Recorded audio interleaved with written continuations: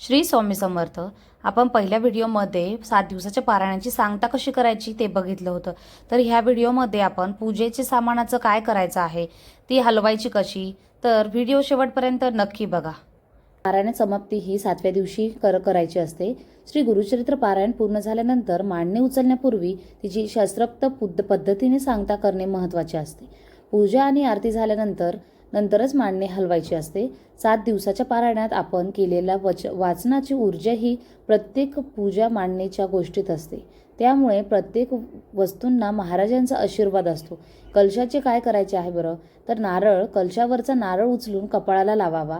हा नारळ तुम्ही फोडून त्याचा प्रसाद म्हणून वापर करू शकता किंवा तो कापडात बांधून घराच्या मुख्य दरवाजाला लावू शकता. आणि कलशातल्या पाण्याचं काय करायचं आहे, तर कलशातील पाणी दुर्वेने किंवा फुलाने संपूर्ण घरात शिंपडायचे असते. यामुळे घरातील नकारात्मकता दूर होते. आणि उरलेले पाणी झाडाला अर्पण करायचे.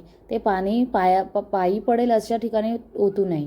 कलशातील टाकलेल्या वस्तूंचा सुपारी, नाणे आणि अक्षदा देवघरात ठेवायच्या असतात. आणि फोटो तर श्री दत्तगुरू स्वामी समर्थांचा फोटो किंवा मूर्ती जे काही आपण मांडणी केलेली आहे त्याचं स्वच्छ पुसून धुवून आपल्या देवघरातील मूळ ठिकाणी ठेवाव्या. आसन आणि पाट, मांडणीसाठी वापरलेला पाट आणि त्यावरचे कापड स्वच्छ करून ठेवावेत. आणि विडा, सुपारी, जर गणपती म्हणून तुम्ही सुपारी मांडली असेल तर तिचे विसर्जन करावे किंवा ती पुढील पूजेसाठी स्वच्छ करून तुम्ही ठेवू शकतात. पाण्यात सोडू शकतात किंवा बागेत विसर्जन केली तरी चालेल. पोथीचा ग्रंथ कशी उचलायची आहे, पोथीला नमस्कार करून नाक घासून पारायणात ज्या काही चुका झाल्या असतील त्याची माफी मागून अशी सेवा पुढे देखील व्हावी अशी महाराजांना विनंती करायची असते. पोथीला उचलून डोक्याला लावून 3 वेळेस जय जयकार करावा. अवधूत चिंतन. श्री गुरुदेव दत्त. श्री स्वामी समर्थ महाराज की जय. श्री गुरुदेव दत्त. श्री त्र्यंबकेश्वर महाराज की जय.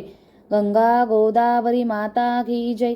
भारत माता की जय. तुळजा भवानी माता की जय. त्यानंतर पोथी सन्मानाने उचलून एका स्वच्छ रेशमी किंवा स्तुती कापडात, शक्यतो लाल किंवा पिवळ्या, गुंडाळून सुरक्षित ठिकाणी आणि देवघरात ठेवावी. तर अशा पद्धतीने आपण 7 दिवसात जमा झालेला अंगारा, विभूती, आपण वाचन करताना धूप अगरबत्ती लावलेली असते त्याची विभूती अंगारा हा जमा करून डब्बीत ठेवावा. हा अंगारा तुम्ही दररोज विशेष कार्याला जाताना, आजारी असताना महाराजांच्या आशीर्वादाचे कार्य करते. पूजा मांडणी उचलेपर्यंत दिवा तेवत ठेवावा, तो विझवा नये. दिवा शांत झाल्यावर वात निर्मल्यात किंवा वाहून द्यावी. तर अशा पद्धतीने आपण पूर्ण 7 दिवसाचं पारायणाची सांगता करणार आहोत आणि पूजा नंतर उचलून घ्यायची असते. तर व्हिडिओ आवडल्यास लाईक, शेअर, कमेंट करायला विसरू नका. धन्यवाद. भेटूया नेक्स्ट व्हिडिओमध्ये. तोपर्यंत सर्वांना श्री स्वामी समर्थ.